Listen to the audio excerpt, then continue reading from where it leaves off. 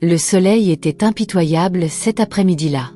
Ada ajustait le plateau de pain sur sa tête, essuyant la sueur de son front avec le coin de son pagne, et continuait d'appeler les passants avec le même rythme familier devenu une seconde nature. Pain frais et chaud, pain doux et sucré. Sa voix portait une mélodie de lutte, mais ses yeux conservaient encore une lueur de paix. Ada vendait du pain dans cette même rue depuis 3 ans maintenant, et bien qu'elle fût habituée au regard et au chuchotement, ce jour-là semblait différent. Une Lexus noire s'arrêta lentement sur le côté de la route, ses vitres teintées s'abaissant pour révéler une femme portant d'immenses lunettes de soleil de marque. Ada plissa les yeux contre la lumière du soleil, et en cet instant, son cœur s'arrêta. C'était Linda. Ce nom seul lui serra la poitrine, un nom d'un passé qui autrefois signifiait chaleur, mais qui désormais portait des ombres. Les lèvres d'Ada s'entr'ouvrirent de stupéfaction, non pas à cause de la voiture de luxe ou des vêtements de marque, mais parce qu'elle reconnut le visage derrière tout ce glamour. « Linda », murmura-t-elle, s'approchant, son plateau toujours en équilibre. Pendant un moment, elle crut à une réunion chaleureuse, mais alors vint le rire. Le rire de Linda n'était pas un simple gloussement, il était tonitruant, tranchant, assez fort pour attirer l'attention des passants. Ada, la vendeuse de pain. Alors, après toutes ces années, tu vends toujours du pain comme une fille de village ? Dit Linda à travers son rire moqueur, ses bracelets en or tintant tandis qu'elle applaudissait de manière sarcastique. Ada se figea, le poids du plateau sur sa tête devint soudain insupportable, non pas à cause de sa charge physique, mais à cause du coup émotionnel qui pesait désormais sur ses épaules. Les passants commencèrent à murmurer et à regarder tandis que Linda se penchait davantage par la fenêtre, toisant Ada avec des yeux condescendants. « Je pensais que tu serais PDG à l'heure qu'il est, mais te voilà, toujours à marcher sous le soleil. Et moi qui croyais que tu avais du bon sens à l'époque. » Son chauffeur riait à ses côtés, ajoutant l'insulte à l'injure. Ada voulait parler, dire quelque chose, n'importe quoi, mais sa voix était ensevelie sous des années d'endurance. Sa gorge brûlait, ses yeux brillaient, mais elle refusa de laisser couler ses larmes devant cette femme. Linda rejeta sa longue perruque comme pour effacer le passé et agita la main. « Tu ne peux pas marcher avec des rennes quand tu es né pour des miettes, » dit-elle avant de démarrer. La poussière soulevée par ses pneus n'était rien comparée à la tempête qu'elle laissa dans le cœur d'Ada. Ada resta immobile pendant ce qui sembla des heures, même après que la voiture de Linda eut disparu. Les échos de son rire dansaient autour d'elle comme des fantômes cruels. Son plateau glissa finalement de sa tête et s'écrasa au sol, éparpillant les pains sur la route poussiéreuse. Des enfants se précipitèrent pour en ramasser, mais Ada ne bougea pas. Elle était engourdie. Comment quelqu'un qu'elle avait aimé comme une sœur pouvait-il se moquer d'elle si brutalement? Son esprit remonta le temps en un éclair. Secrets partagés, rires sous les arbres, vêtements échangés, chuchotements sur des coups de cœur. Tous ces moments semblaient désormais une cruelle plaisanterie. Ada ramassa un pain, le tenant comme un enfant blessé, et remit lentement son plateau en place. Ce soir-là, elle rentra chez elle en silence, et lorsqu'elle s'allongea enfin dans son lit, ses larmes coulèrent à torrents, non seulement pour la douleur de l'humiliation, mais pour l'amitié qui autrefois comptait tout pour elle et qui désormais ne signifiait rien. Avant la douleur, avant la trahison, il y avait le rire, pas celui qui moque, mais celui qui guérit.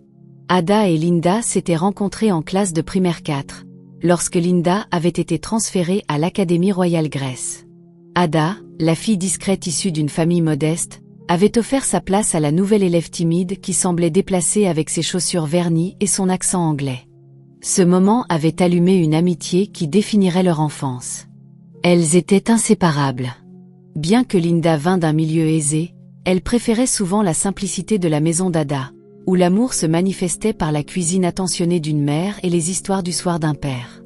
Les parents d'Ada n'avaient pas grand-chose, mais ils partageaient tout. Linda, en revanche, vivait dans un manoir qui semblait froid et silencieux, avec une mère toujours en voyage et un père obsédé par le pouvoir. Elles trouvaient un équilibre l'une dans l'autre. Ada apprenait à Linda à tresser des cheveux et à marchander au marché. Linda aidait Ada avec les mathématiques avancées et lui faisait découvrir la musique pop. Elles étaient différentes, mais entières ensemble. Au lycée, leur lien s'était renforcé. Elles portaient le même uniforme, mais partageaient souvent des accessoires, bandeaux, chaussettes, même des manuels. Ada ne se souciait pas que Linda ait de meilleures chaussures ou plus d'argent de poche, elle était satisfaite de ce qu'elle avait. Mais Linda observait souvent Ada avec une envie cachée. Malgré son manque de moyens, Ada rayonnait de paix, un calme intérieur né de l'amour et de l'estime de soi. Linda, elle, était une tempête en quête d'approbation et d'insécurité, bien qu'elle le masquât par une assurance feinte. Pourtant, elles se soutenaient mutuellement. Elles étudiaient ensemble tard dans la nuit, se préparaient côte à côte pour le WASS et promettaient de ne jamais se séparer. La rébellion de Linda émergea durant ces années. Elle commença à fréquenter des garçons et à sécher les cours. Ada, toujours loyale, la couvrait. Elle restait en arrière, falsifiait des mots pour leur professeur ou mentait même au père strict de Linda pour la protéger. Leurs camarades les appelaient des jumelles, bien qu'elles n'eussent aucun lien de sang, seulement un lien qui semblait incassable.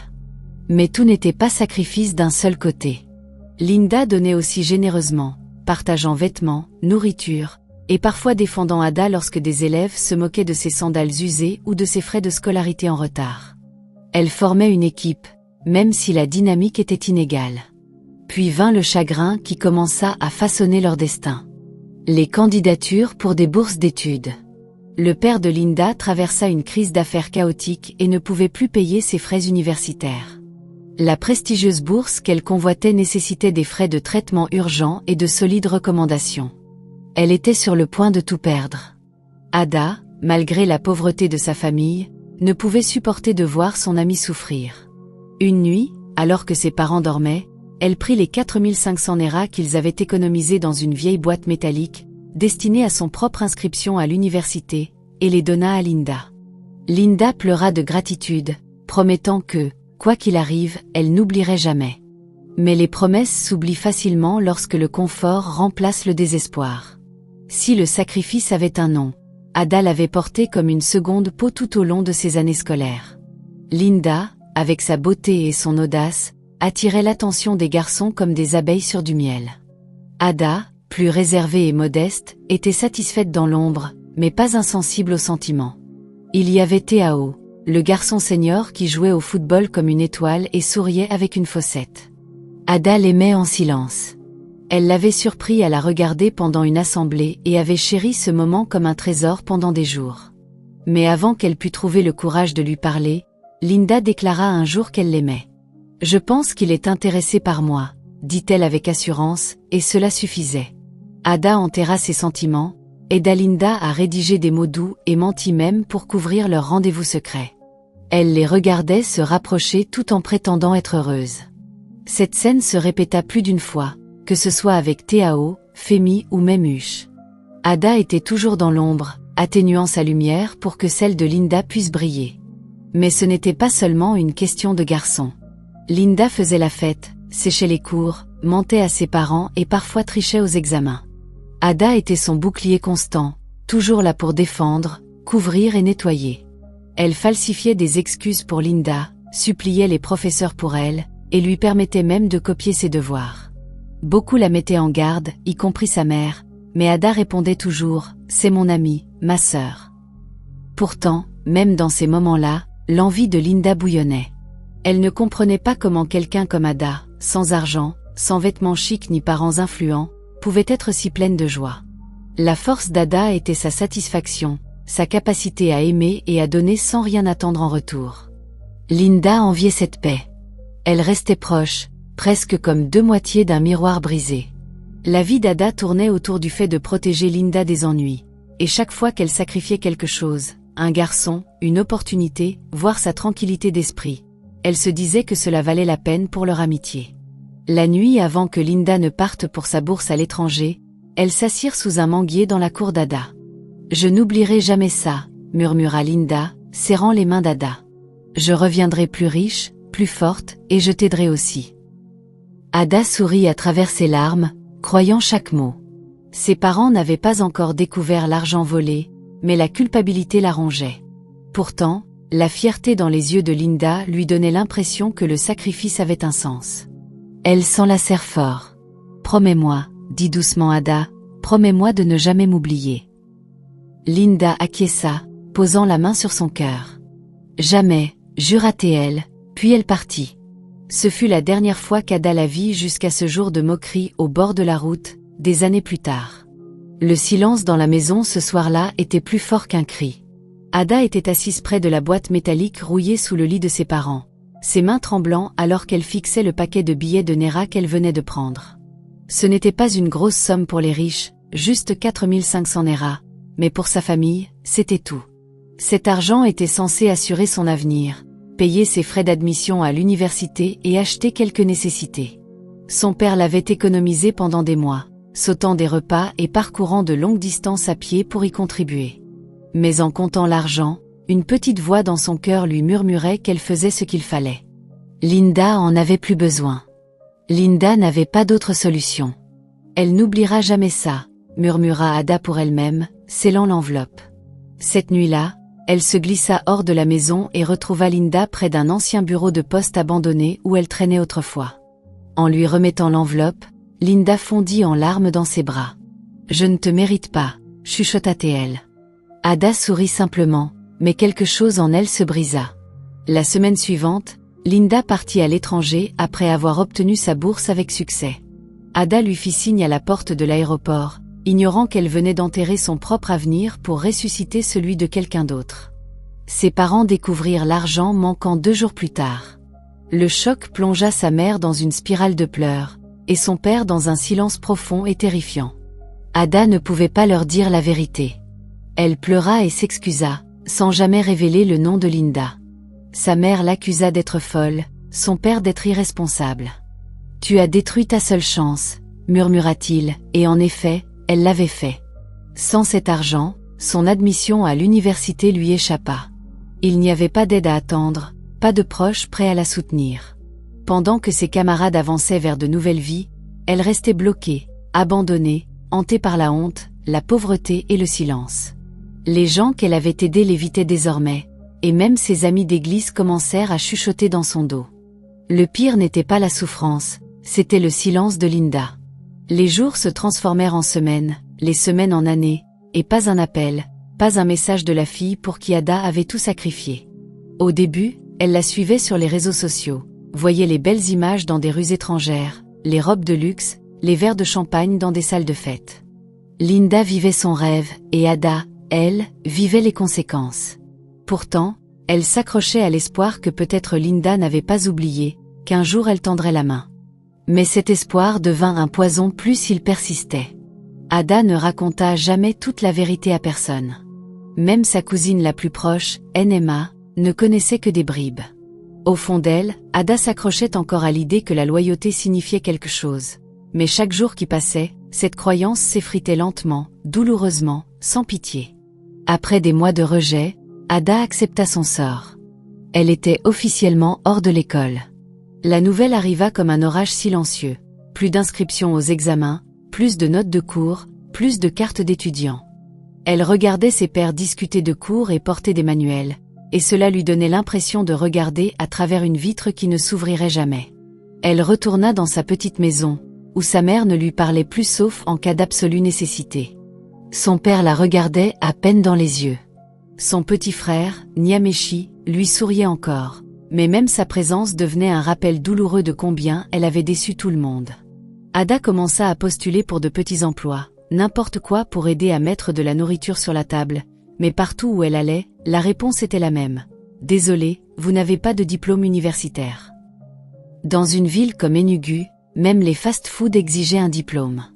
Une femme dans un restaurant rit lorsqu'Ada tenta de postuler. « Tu veux travailler à la caisse sans études ?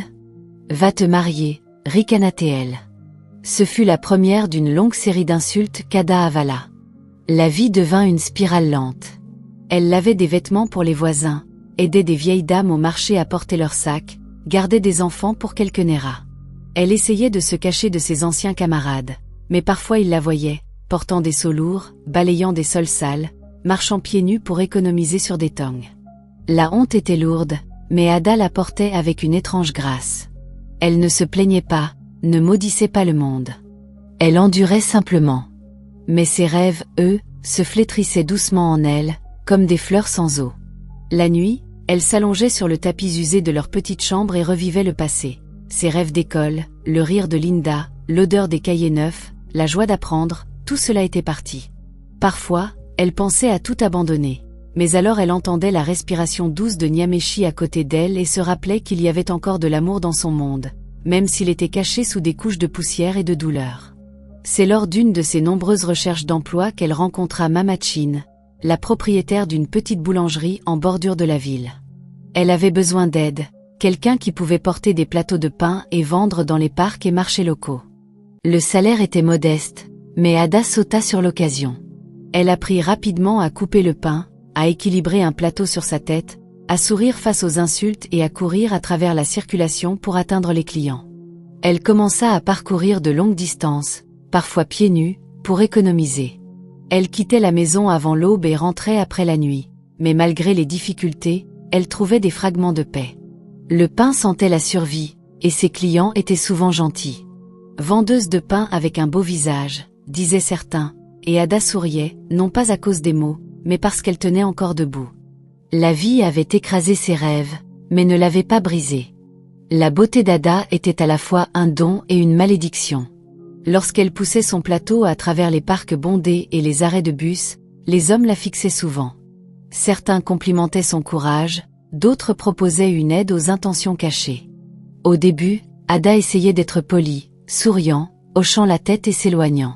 Mais avec le temps, les regards s'allongeaient, les commentaires devenaient plus audacieux, et les offres plus dérangeantes. « Tu es trop belle pour vendre du pain », dit un homme, lui glissant une carte de visite avec l'adresse d'un hôtel griffonné au dos. « Viens, je vais prendre soin de toi. » Un autre, un homme marié dans une voiture élégante, la suivit jusqu'à chez elle un soir, lui promettant une boutique si elle devenait sa compagne de week-end. Ada était furieuse, mais la peur la rendait silencieuse. Ce n'était pas le monde des amitiés d'enfance et de la loyauté. C'était une jungle, et les femmes comme elle étaient des proies. Elle commença à marcher en groupe, évitant le contact visuel, changeant d'itinéraire, mais quoi qu'elle fît, il y avait toujours quelqu'un tapis avec une offre liée à la honte. Elle se confia une fois à Mamachin, la propriétaire de la boulangerie, qui se contenta de secouer la tête et de dire « C'est ce qui arrive quand la pauvreté et la beauté se rencontrent ». Ada commença à se cacher sous de plus grands foulards, à porter des pagnes trop grands, et même à s'étaler de la farine sur le visage parfois pour sembler moins attirante, mais cela ne fonctionne pas toujours.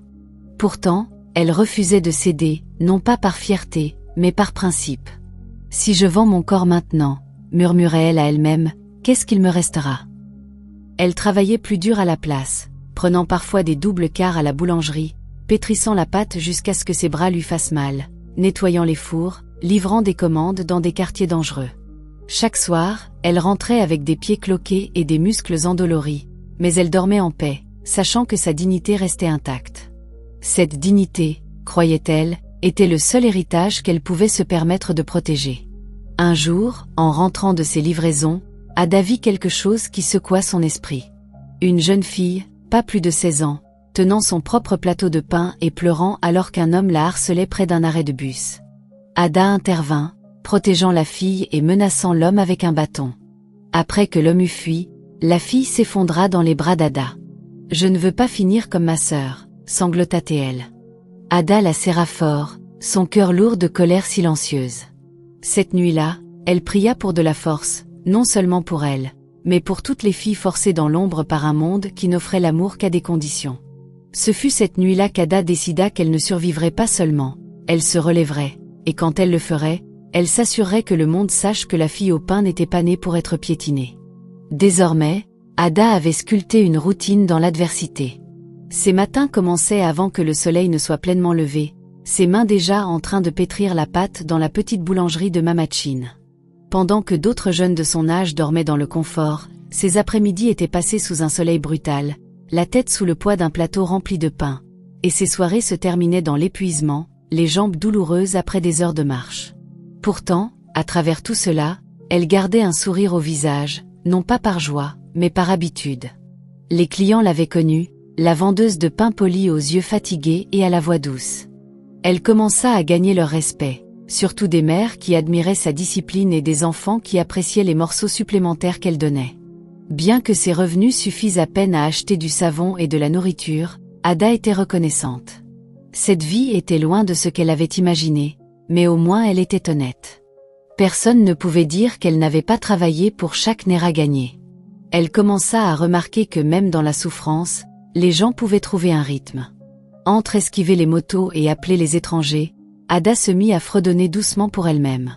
Elle chantait souvent de vieux hymnes que sa mère chantait autrefois, quand leur maison était encore paisible. Certains jours étaient meilleurs que d'autres. Il y suivait des jours où elle vendait tout son pain et rentrait avec des pourboires supplémentaires, et des jours où elle gagnait à peine assez pour payer le transport et la nourriture. Mais quel que soit le résultat, Ada se portait avec une dignité discrète. Elle passait souvent devant le campus universitaire et regardait les étudiants marcher, livre à la main, rire aux yeux, et ressentait un pincement étrange dans sa poitrine. Ça aurait pu être moi, pensait-elle, mais au lieu de la briser, elle utilisait cela comme carburant. Un jour, murmura-t-elle en se reposant sous un manguier, un jour je ne porterai pas de pain sur la tête, le pain me portera. Mais derrière sa résilience calme, elle restait hantée par Linda. Chaque fois qu'une voiture klaxonnait trop près, chaque fois qu'elle voyait quelqu'un avec des lunettes de soleil chic, elle se souvenait du rire, de la moquerie, de la manière dont son ancienne amie l'avait regardée comme de la saleté. Ce moment avait fracturé quelque chose en elle. Le silence après le départ de Linda avait été douloureux, mais rien ne se comparait au jour où elle s'était revue, quand les espoirs d'Ada pour une réunion chaleureuse s'étaient transformés en cendres. La rue ne lui laissait pas l'oublier. Les chauffeurs qui observaient, les clients qui murmuraient, les gens commençaient à chuchoter que la fille riche était revenue se moquer de la vendeuse de pain. Ada voulait oublier, mais elle ne pouvait pas, jusqu'à ce qu'elle fasse quelque chose à ce sujet. Cette amertume commençait à croître, mais aussi autre chose, une étincelle de but. Elle ne le savait pas encore, mais sa vie allait basculer. Le plateau sur sa tête deviendrait un jour une couronne. Les rues bourdonnaient de bruit ce mardi fatidique lorsque Linda revint, non pas discrètement cette fois, mais avec un cortège. Un SUV noir ouvrait la voie, décoré de rubans et de bannières pour la cérémonie de commémoration de sa défunte mère. Linda était revenue avec éclat.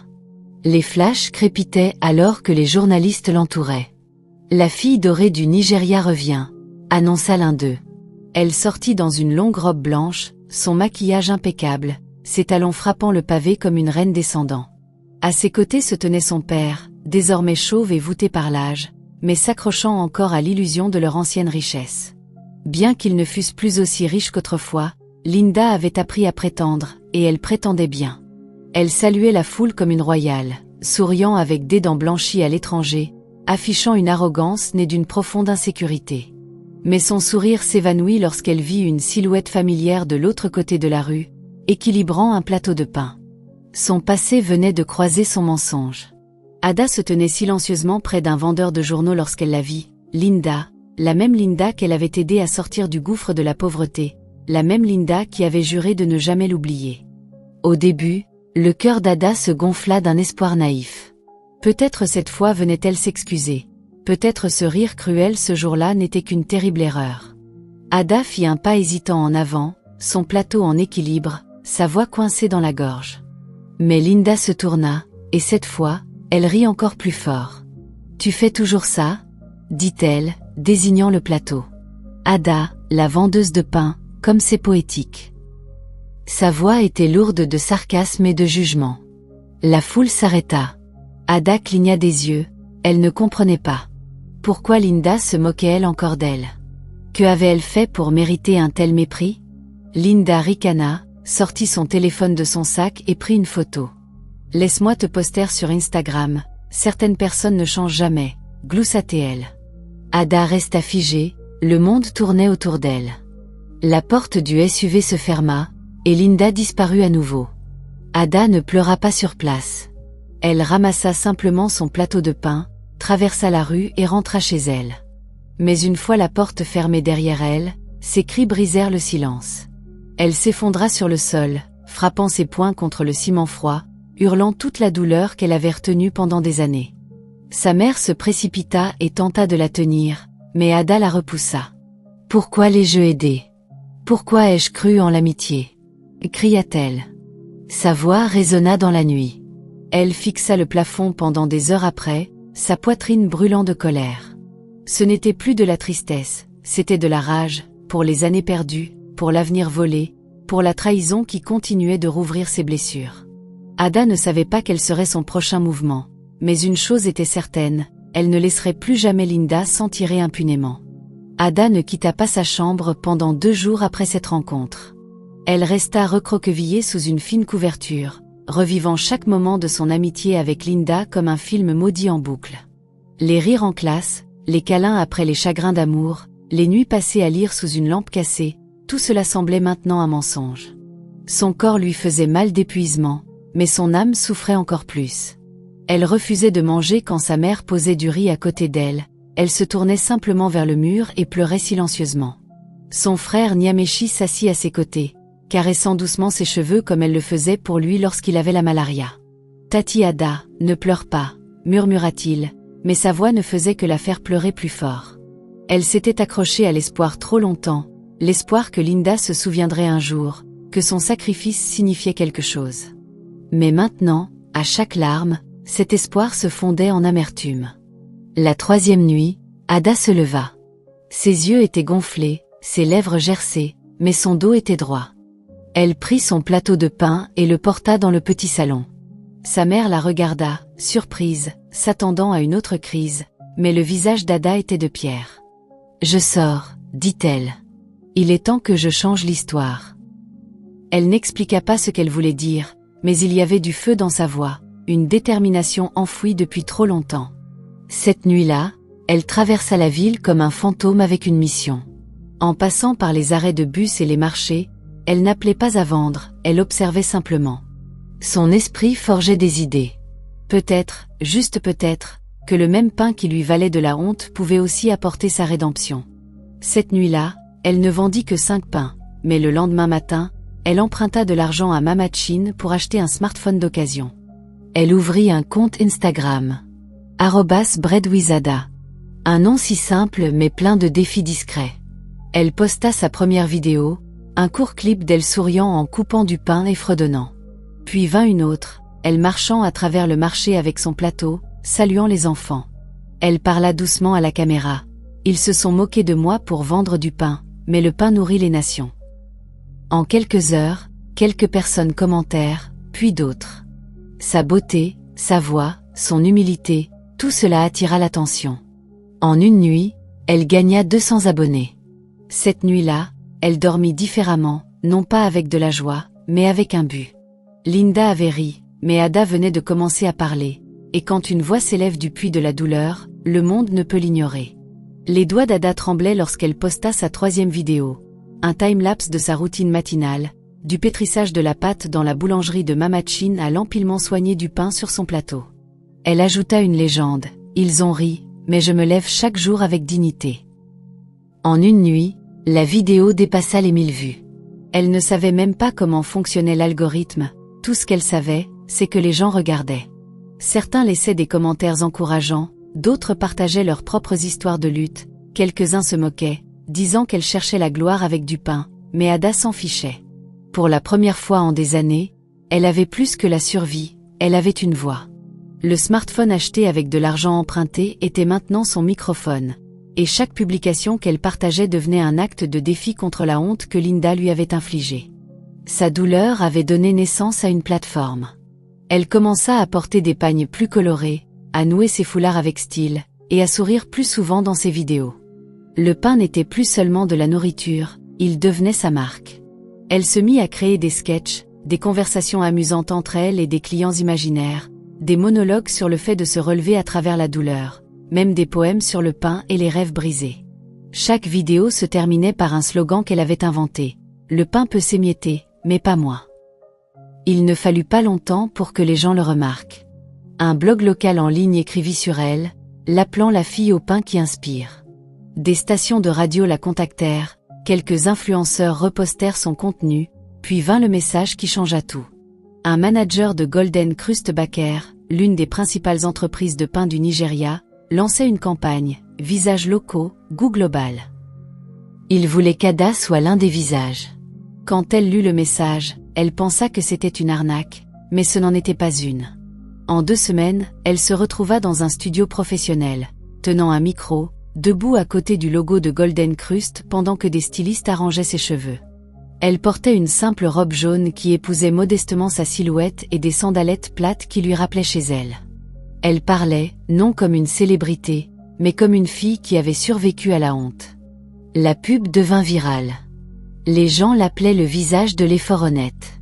Les ventes de Golden Krust explosèrent, et son nombre d'abonnés tripla. Plus que l'argent, Ada était maintenant reconnue dans la rue. Les enfants criaient son pseudo Instagram, les mères la saluaient, des inconnus lui donnaient des billets supplémentaires, plus d'argent, ou murmuraient « Continuez ». Ada vendait encore du pain, mais maintenant à ses conditions, et bien qu'elle ne mentionnât jamais le nom de Linda publiquement, chaque succès qu'elle enregistrait était une réponse silencieuse à cette humiliation au bord de la route. « Tu pensais que j'étais née pour les miettes », murmura Ada une nuit en regardant la lune, « mais j'étais née pour pétrir le pain moi-même ». Alors que la popularité d'Ada montait en flèche, Golden Krust prolongea son contrat. Offrant plus que du marketing, il voulait son avis sur le développement de produits. Cela semblait irréel, une fille sans diplôme assise désormais dans des réunions avec des cadres. Au début, elle se sentait comme une imposteur, entourée de gens avec des MBA et des accents polis, mais ils se penchaient lorsqu'elle parlait. Ses idées ne venaient pas d'Emmanuel, mais de la rue. « Et si on faisait le pain plus petit mais plus riche en saveurs ?» suggéra-t-elle lors d'une réunion. « Les gens se sentiront satisfaits, et ce sera plus abordable. » La salle devint silencieuse, puis l'un des cadres hocha lentement la tête. C'était une idée risquée, mais ils décidèrent de la tester. Quelques semaines plus tard, les ventes explosèrent. Le marché avait soif de ce pain abordable au goût de qualité. L'idée d'Ada fut créditée pour avoir relancé la réputation de la marque auprès des revenus modestes. Cette reconnaissance attira une nouvelle attention. Les blogs l'appelaient le génie du pain du Nigeria, d'autres entreprises la contactèrent pour des collaborations, mais Ada était prudente. Elle se souvenait de ce que c'était de n'avoir rien. Elle restait ancrée. Elle visitait encore la boulangerie où tout avait commencé, parcourait encore ses anciennes routes de vente juste pour se rappeler d'où elle venait. Ses anciens amis et camarades de classe regardaient maintenant de loin, beaucoup d'entre eux choqués. Quelques-uns la contactèrent. « Et Ada, j'ai toujours cru en toi », écrivait-il, prétendant n'avoir jamais ri d'elle, mais Ada les ignorait. Elle n'était plus amère, juste concentrée. Le plateau qui autrefois pliait son cou sous la honte était devenu le symbole de sa force. Elle commença à épargner agressivement, non pour des vêtements ou des vacances, mais pour un rêve qu'elle nourrissait discrètement, sa propre entreprise de pain. Pendant ce temps, de l'autre côté de la ville, Linda s'effondrait. Elle voyait le visage d'Ada sur des panneaux publicitaires, sur les pages d'exploration d'Instagram, même sur les étagères de pain des supermarchés. Au début, elle essayait de rester impassible. Vendeuse de pain devenue influenceuse, cette mode passera, disait-elle à ses amis, mais ça ne passait pas. Plus elle essayait d'ignorer Ada, plus Ada dominait. Les appels de Linda aux marques étaient ignorés, ses contrats de mannequinat s'épuisaient, les investissements de son père commençaient à échouer, et leurs comptes furent gelés à cause d'un deal immobilier raté. Leur maison fut mise aux enchères, et pour la première fois, Linda vit la personne qu'elle avait méprisée s'élever au-delà de sa portée. Elle essayait de cacher son envie, mais cela brûlait comme un feu sous sa peau. La vendeuse de pain qu'elle avait moquée était devenue la femme qu'elle souhaitait être. Le lancement de la propre entreprise de pain d'Ada fut discret, sans événement grandiose ni endorsement de célébrité. Elle l'appela Ada S. Loave, avec un slogan « Construit de la douleur, cuit avec passion ». Ces pains étaient plus petits que ce standard sur le marché, mais une bouchée révélait leur richesse. Elle infusait son mélange unique de saveurs, incluant de l'essence de banane au miel et un glaçage au lait, des recettes qu'elle avait créées lorsqu'elle ne pouvait se permettre mieux, et ça fonctionnait. Son pain se vendit en quelques jours. Elle se concentra sur un marketing communautaire, fournissant directement aux vendeurs, kiosques et petits commerces alimentaires. Ses prix étaient compétitifs, ses livraisons rapides, et son service client excellent. En seulement 6 mois, Ada passa d'un appartement loué à un bungalow de 2 chambres en banlieue. Elle employa 15 travailleurs, principalement des jeunes filles qui avaient autrefois essayé d'échanger leur dignité pour survivre. Elle les forma, les habilla, et leur rappela qu'elle pouvait s'élever sans ramper. Mais la croissance ne s'arrêta pas là.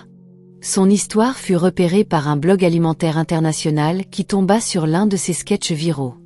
Ils l'appelèrent la patronne du pain du Nigeria. Bientôt, elle fut invitée à parler dans des écoles et des marchés, non pas sur des plans d'affaires, mais sur l'endurance. Elle se tenait devant des foules et disait « Je n'avais ni diplôme, ni père avec des relations, ni homme pour me financer. Tout ce que j'avais, c'était un plateau et la décision de ne jamais mourir petite. Ces mots touchaient les gens. Elle ne venait pas avec des discours répétés ou des accents étrangers, elle venait avec la vérité. Ada n'était plus seulement une vendeuse de pain, elle était un symbole de survie.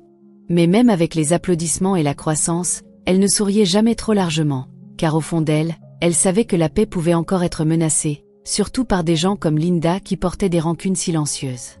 Un matin, son assistante se précipita dans la boulangerie, les yeux écarquillés. « Madame, il y a une candidate ici, vous devez la voir vous-même. » Ada sortit, le cœur calme, et là elle était, Linda, assise discrètement dans un coin de la salle d'attente, remplissant un formulaire.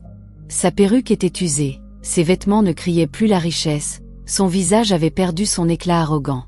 Ada ne dit rien, elle se tourna simplement et retourna dans son bureau, ses émotions inondées de confusion, d'incrédulité, et de quelque chose de plus sombre. La même femme qui l'avait humiliée demandait maintenant une chance de nettoyer ses sols. Mais Ada ne sourit pas, elle murmura simplement pour elle-même. Maintenant, voyons quel goût a l'humilité. Linda fixait le formulaire de candidature sur ses genoux, ses doigts manucurés désormais tremblants et ébréchés. Il y avait quelque chose d'horrible à être assise dans la salle d'attente d'une entreprise appartenant à la même fille dont elle s'était moquée. La même fille dont le seul crime était d'avoir été trop loyale. Quelques années auparavant, Linda pouvait tout acheter, les meilleurs téléphones, vêtements, même des amitiés factices. Maintenant, l'argent s'était tari, les prétendants avaient disparu, et son père, autrefois magnate immobilier respecté, se cachait des agents de l'EFCC après avoir perdu leur maison. Ils avaient emménagé dans un appartement loué dans un quartier bruyant où les moustiques bourdonnaient plus fort que les regrets de son père. Linda détestait chaque seconde de cela, et le pire n'était même pas la pauvreté, c'était la moquerie de ceux qui l'avaient autrefois enviée. Tous ceux qu'elle avait piétinés la surpassaient maintenant. Mais Ada était le joyau de sa honte, l'amie qu'elle avait jeté comme un déchet, pour la voir s'élever comme une reine. La désespérance qui amena Linda à l'entreprise d'Ada était réelle. Elle n'avait ni économie, ni perspective d'emploi, et son CV, aussi impressionnant qu'il parut, ne valait rien sans relation.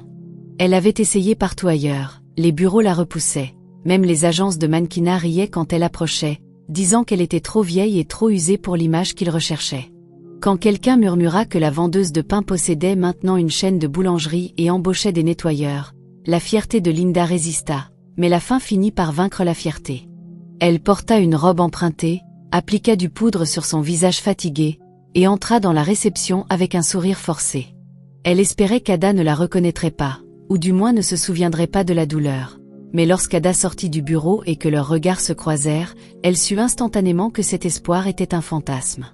Il n'y avait pas de haine dans le regard d'Ada, seulement quelque chose de plus profond, quelque chose qui l'effrayait plus que la vengeance, un pouvoir calme. À l'intérieur de son bureau, Ada resta assise silencieusement pendant plusieurs minutes, fixant le formulaire de candidature de Linda, le cœur battant d'un rythme étrange. Elle ne s'attendait pas à ce que ce jour arrive, pas si tôt, pas ainsi. Une partie d'elle ressentait de la pitié, une autre sentait que le destin lui avait offert la justice sur un plateau d'argent. « Dois-je l'embaucher » murmura-t-elle pour elle-même, « ou dois-je lui rappeler ce que c'est de supplier ?» Mais alors que les souvenirs de leur enfance traversaient son esprit, les tongs volés qu'elle partageait, les poèmes qu'elles écrivaient pour les garçons, les nuits de jeûne sans nourriture pendant le WAS, la décision d'Ada s'adoucit. Elle prit un stylo et entoura le mot « embaucher », non pas parce que Linda le méritait, mais parce qu'Ada avait besoin de prouver à elle-même qu'elle s'était élevée au-dessus de la rancune. Mais au fond d'elle, quelque chose la troublait. Une voix murmurait « Tu l'as laissé entrer dans ta maison à nouveau ». Et il faudrait du temps avant qu'Ada ne réalise à quel point ce choix était dangereux. Il ne fallut pas longtemps après son embauche pour que Linda commence son jeu.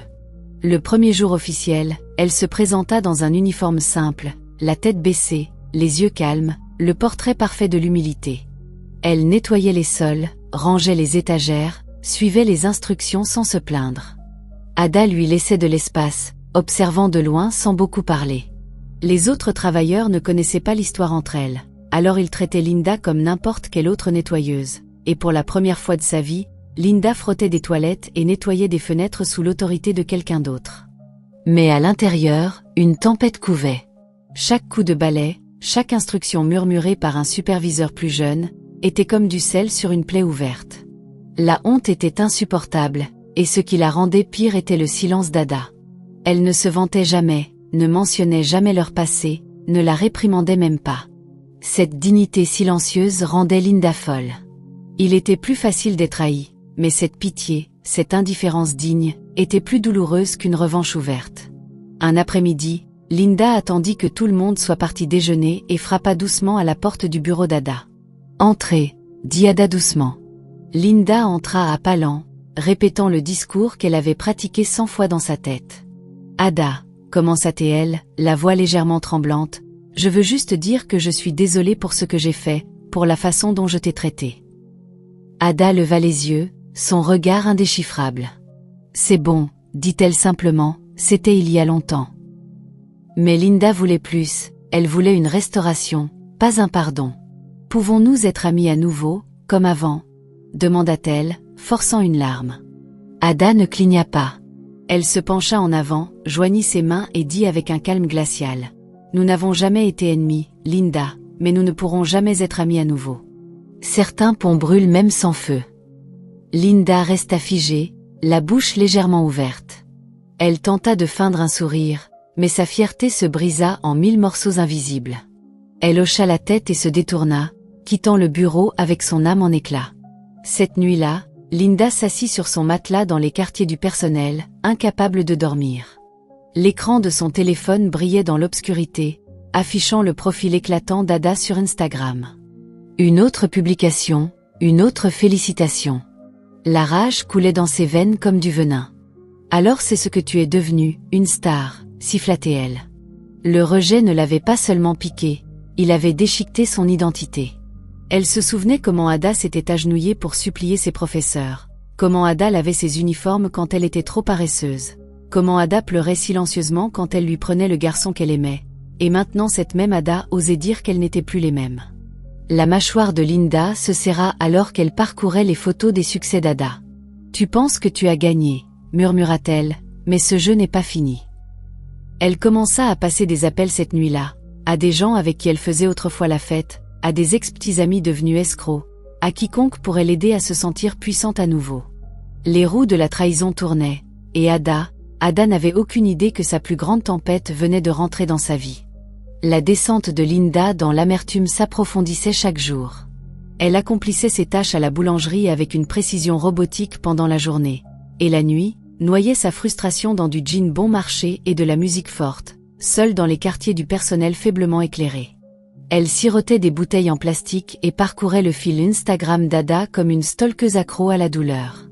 Elle regardait Ada recevoir une autre endorsement, célébrer une autre étape professionnelle, poster des selfies souriants avec son équipe.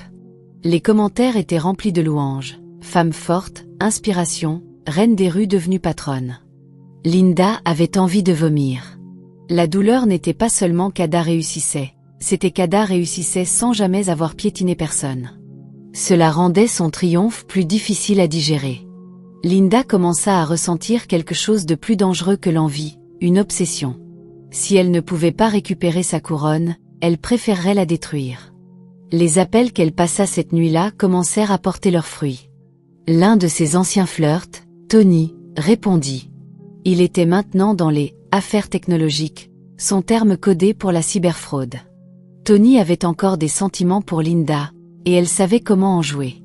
Autour d'un verre, elle déversa son histoire de souffrance, se peignant comme une victime. « Elle m'a tout pris », dit-elle, même si ce n'était pas vrai. « Je veux juste lui montrer qu'elle n'est pas intouchable. » Tony sourit légèrement. « Alors tu veux la faire tomber ?» Linda se pencha plus près et murmura quelque chose à son oreille. Ce qui commença comme un commérage se transforma en plan. Tony lui promit quelque chose de subtil. « Ne t'inquiète pas, dit-il, tu auras le dernier rire. » Linda hocha la tête, ses yeux brillant de fausses larmes et d'une intention venimeuse. Elle ne voulait pas tuer Ada, elle voulait la ruiner, lui arracher le respect, l'argent, l'empire, puis montrer au monde qui était la vraie reine. Pendant ce temps, Ada était chez elle, ignorant qu'un serpent se glissait dans ses ombres. Elle avait commencé à travailler sur l'ouverture de sa nouvelle succursale, excitée d'étendre à Abuja. Son équipe fêtait avec des cupcakes et de la musique, mais elle ressentait un poids étrange dans sa poitrine qu'elle ne pouvait expliquer.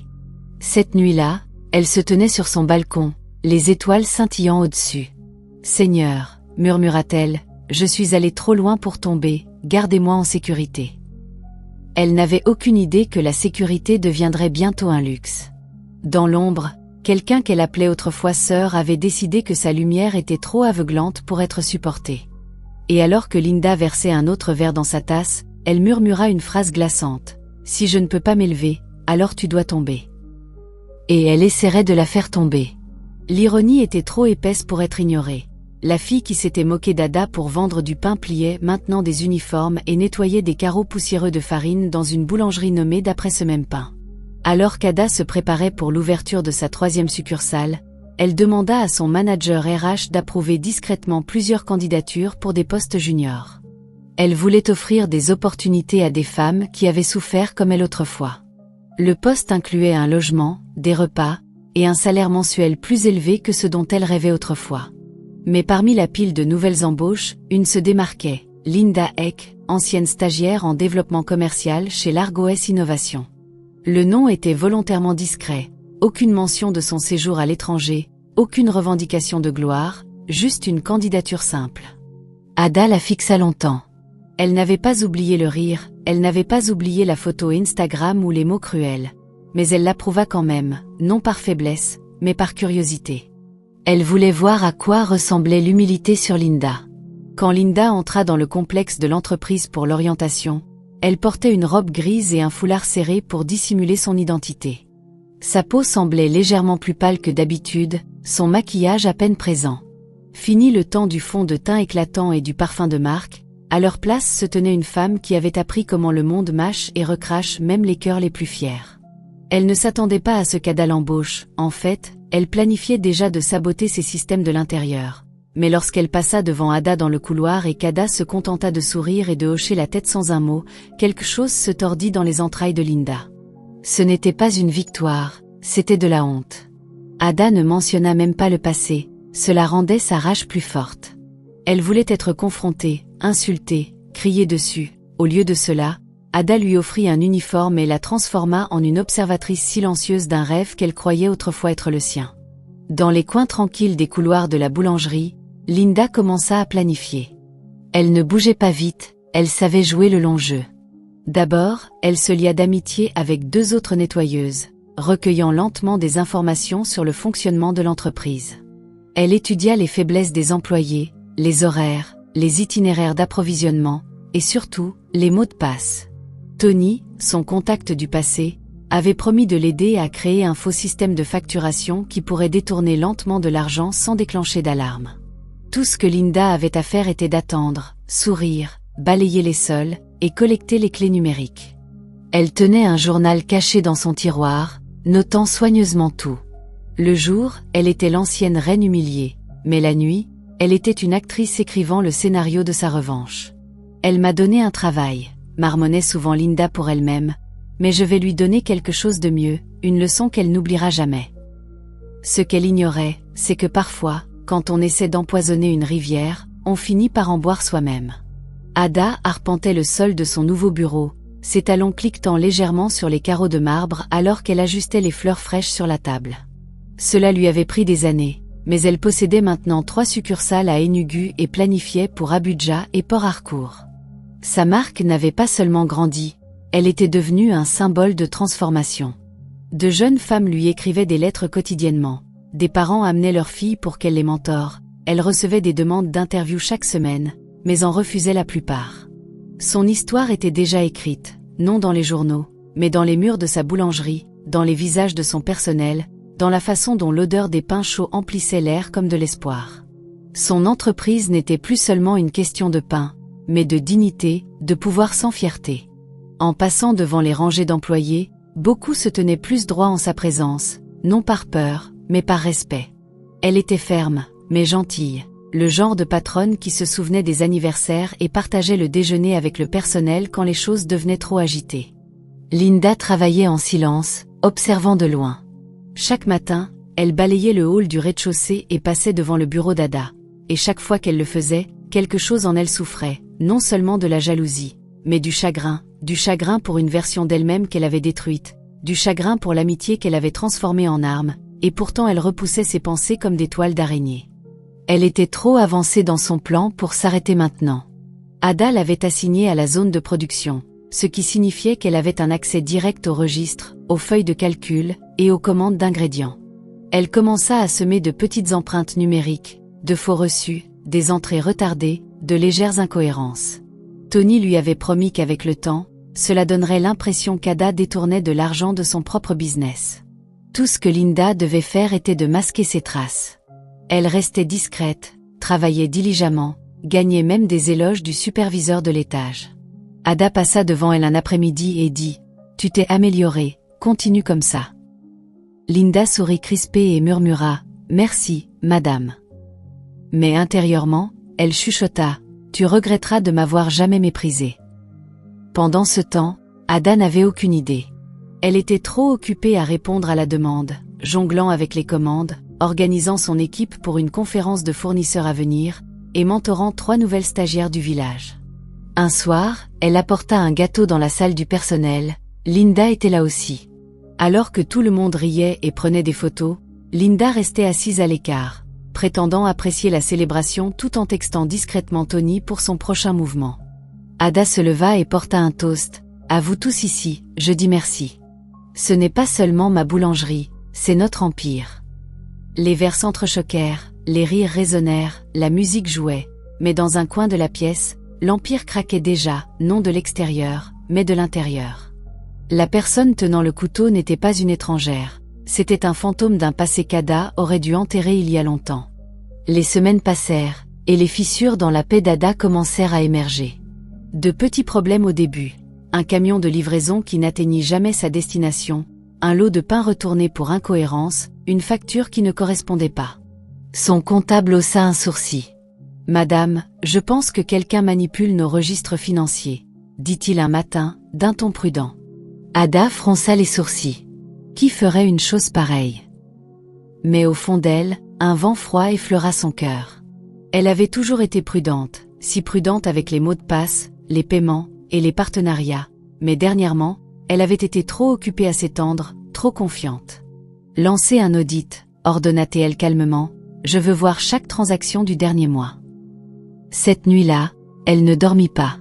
Elle marchait autour du complexe, fixant le ciel sombre, se demandant qui oserait lui voler, et pourquoi. Le lendemain matin, elle passa devant Linda qui nettoyait les marches de l'entrée. Leurs regards se croisèrent brièvement. Ada remarqua quelque chose, une lueur de culpabilité ou était-ce de la peur?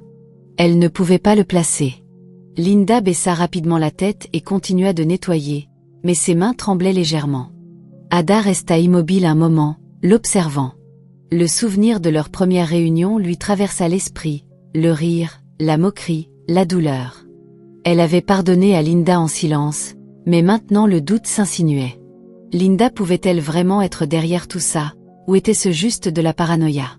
Ada voulait croire le meilleur, elle voulait s'accrocher à la version d'elle-même qui donnait des chances aux gens, mais quelque chose avait changé. Sa boulangerie ne semblait plus sûre, son personnel ne semblait plus une famille, et sa confiance, la seule chose qu'elle avait si précieusement gardée, semblait maintenant un toit qui fuyait sous une forte pluie. Ce soir-là, Ada s'assit dans son bureau, feuilletant de vieilles photos. Une image arrêta son souffle, une photo du lycée, elle et Linda, bras dessus bras dessous, souriant comme des folles. Nous étions des filles avec des rêves, pensa Ada, comment en sommes-nous arrivés là? Son téléphone vibra, un message de son comptable, vous devez voir ça, c'est plus grave qu'on ne pensait. Elle fixa le message longtemps, ses doigts tremblaient alors qu'elle prenait le téléphone pour l'appeler, mais avant qu'elle ne puisse, elle entendit des pas à sa porte. C'était Linda, tenant un balai, les yeux écarquillés. « Madame, » dit-elle nerveusement, « il y a une fuite dans la cuisine de la boulangerie. » Ada la fixa, mais cette fois sans chaleur. Elle se leva lentement, le cœur lourd. « Allons voir ça ensemble, » répondit-elle, et pour la première fois depuis le retour de Linda, leurs pas résonnèrent côte à côte, non comme des amis, mais comme deux femmes marchant vers une vérité qui ne pouvait plus être cachée. La fuite dans la cuisine était mineure, un tuyau cassé derrière l'un des vieux fours, mais le silence entre Ada et Linda pendant qu'elle l'inspectait était assourdissant. La pièce sentait la graisse chaude et les secrets. Linda essuya le sol sans dire grand-chose, mais Ada ne bougea pas. Elle se tenait là, les bras croisés, fixant non pas le tuyau, mais la femme accroupie sur les carreaux, vêtue d'un uniforme qu'elle n'aurait jamais imaginé porter. L'air devenait plus lourd à chaque seconde. « As-tu vraiment pensé ton excuse ?» demanda Ada, sa voix douce mais perçante. Linda s'arrêta, ses doigts se resserrant autour du balai. « Oui, » dit-elle sans lever les yeux, « mais ça n'a plus d'importance maintenant, n'est-ce pas ?» Ada ne répondit pas. Elle se tourna et s'éloigna, ses talons cliquetant comme un marteau dans une salle d'audience, laissant Linda dans le silence épais et collant de son propre chagrin et de sa culpabilité. Mais Ada avait pris sa décision. Elle irait au fond de ce sabotage financier, même si cela signifiait traîner chaque ombre dans la lumière. Plus tard ce soir-là, Ada rencontra son comptable et son consultant juridique. L'audit était accablant. Des fonds avaient été siphonnés en petites quantités sur plusieurs semaines, utilisant des vendeurs fantômes, des factures manipulées et des reroutages de paiement. Le système était intelligent, conçu pour donner l'impression qu'Ada elle-même déplaçait l'argent, mais sa trace numérique était propre. Cachée sous la coquille de l'arnaque, il y avait une chaîne de noms d'utilisateurs et de mots de passe reliés à un compte d'accès de bas niveau. Le nom la choqua, Linda Eck. L'estomac d'Ada se noua. Elle s'y attendait, mais voir la preuve devant elle lui serra encore la poitrine de trahison. « Portez-vous plainte ?» demanda l'avocat. Ada s'adossa, se frottant les tempes. Tout son personnel l'avait admirée, elle avait construit cette entreprise de toutes pièces, et maintenant ça, de quelqu'un qu'elle avait aimé comme une sœur. « Pas encore, » dit-elle à travers ses dents serrées, « laissez-moi gérer ça à ma façon d'abord. » Le lendemain matin, Ada convoqua une réunion du personnel. Tout le monde se rassembla dans la grande cour, des boulangers aux marketeurs, des nettoyeurs aux chauffeurs. Ils formaient un demi-cercle, curieux et silencieux. Ada monta sur le petit podium utilisé pour les formations et leur fit face avec un calme qui masquait une tempête. Elle brandit un dossier. « Quelqu'un parmi vous vole, » dit-elle. Un murmure parcourut la foule. « Mais je ne l'humilierai pas ici.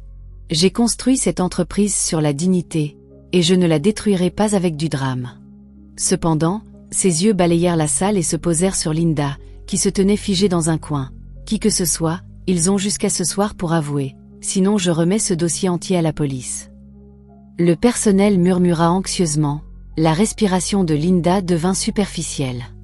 Ada descendit, frôlant Linda sans un regard.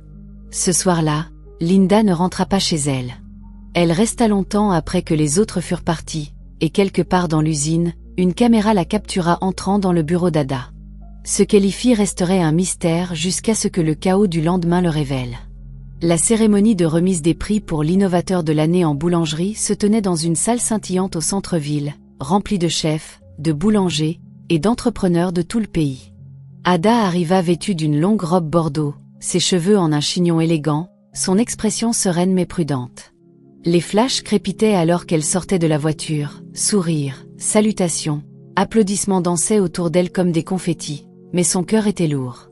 Elle n'avait pas vu Linda de toute la journée après la confrontation, Linda avait disparu.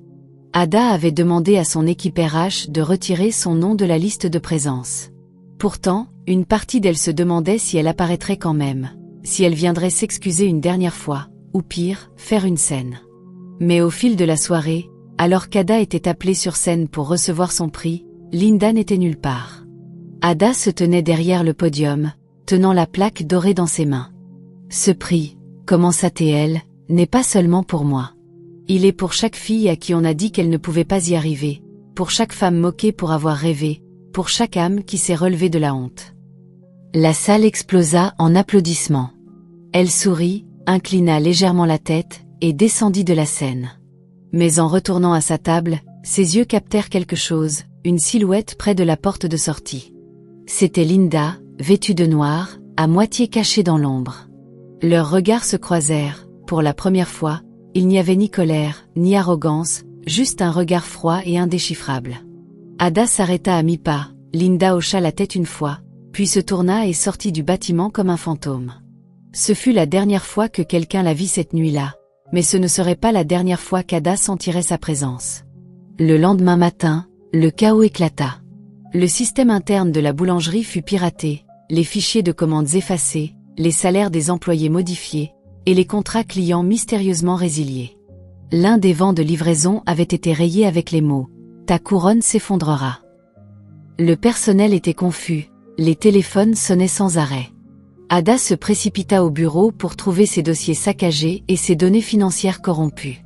Linda avait disparu, sa chambre dans les quartiers du personnel était vide, son téléphone injoignable. Il n'y avait pas de preuves directes, seulement des soupçons, mais Ada savait. Elle avait invité son passé dans sa maison, et maintenant il avait planté du poison dans ses fondations.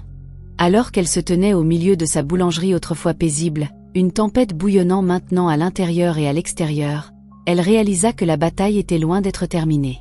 Et alors que le chapitre se refermait sur sa plus grande victoire, un autre, plus sombre, plus mortel et plus personnel, venait de commencer. À suivre dans la deuxième partie. Merci d'avoir regardé cette vidéo. Qu'avez-vous appris de cette histoire? Laissez-le en commentaire. Assurez-vous d'aimer, commenter, et vous abonner à ma chaîne YouTube pour plus d'histoires.